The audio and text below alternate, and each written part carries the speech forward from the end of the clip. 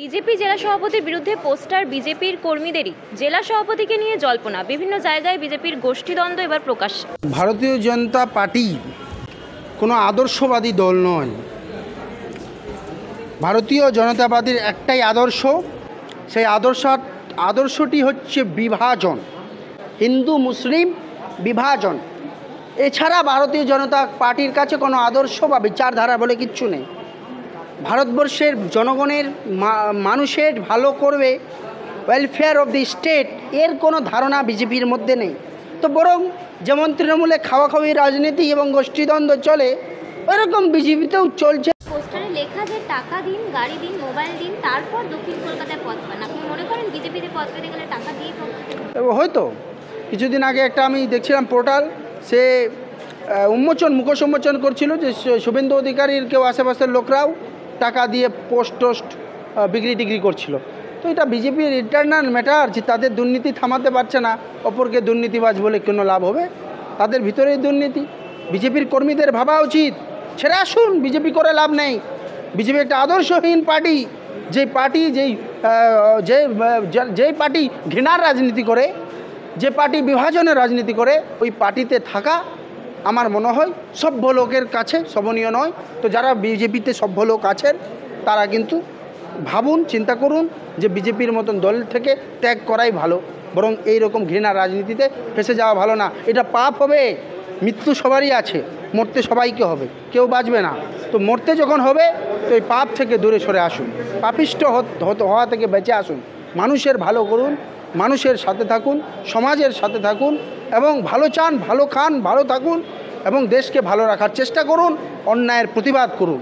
কিন্তু বিজেপি যে অন্যায় নিজে করে, অন্যায় শেখায় এবং অন্যায়ের রাজনীতি করে, বিভাজনের রাজনীতি করে, একে সাপোর্ট করে পাপের ভাগীদারি হবেন না।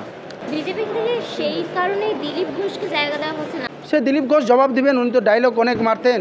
দিলীপ ঘোষও বুঝে গেছে, মনে মনে ভাবছে হাই হাই হাই, এতদিন বিভাজনের রাজনীতি করে ঘন্টা পেলাম।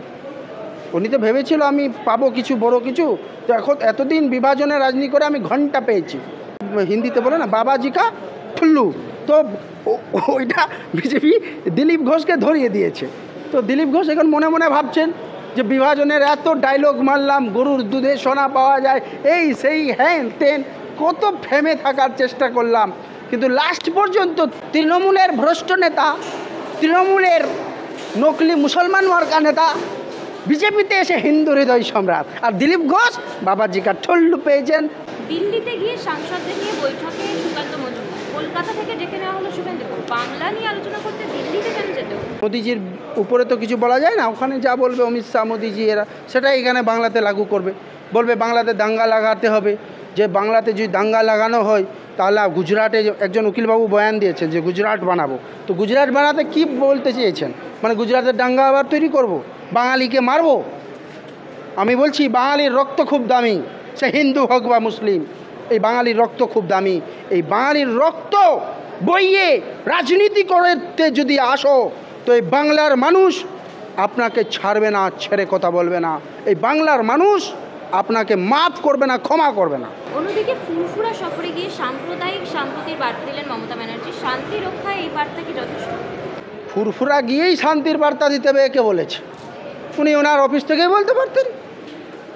শান্তি কোথায়? ওনার পার্টিতে শান্তি নেই, দেশে শান্তি নেই, রাজ্যে শান্তি নেই, হসপিটালে শান্তি নেই, স্কুলে শান্তি নেই, কর্মসংস্থানে শান্তি নেই। শান্তির বার্তা দিয়ে কি হবে?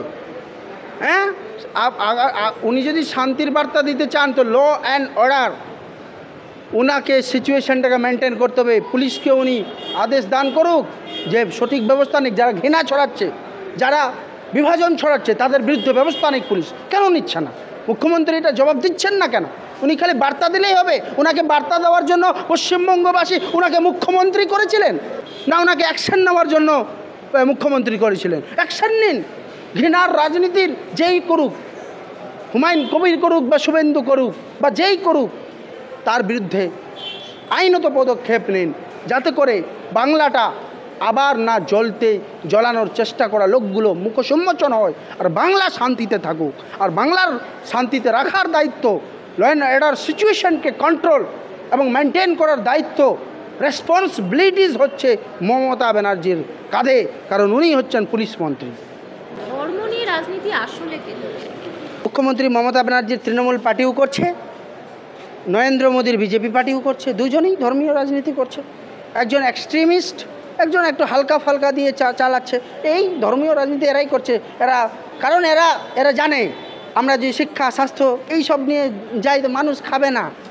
তো সাধারণ মানুষের ভিতরে মুসলমানকে বলে দেবে, এই মুসলমানের বাচ্চা, এ মুসলমান তুই যদি এটা না করিস তোর তোর ধর্ম খতরা মে হয়, ইসলাম ধর্ম খতরা মে হয়।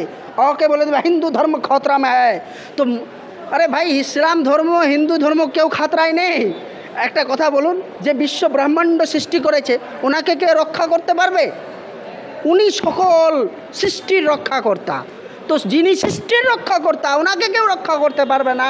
এরা রক্ষা করার কত বড়, এ হুনু নিজেকে রক্ষা করাক না, একটা মস্তান এসে ওদেরকে পিটলে তো এরা নিজেকে রক্ষা করতে পারবে না। একটা কুকুর ভাবাও করে চলে গেলে তো দৌড়ে পালাবে। এরা আবার রক্ষা করতে এসছে হিন্দু ধর্মকে আর ইসলাম ধর্মকে।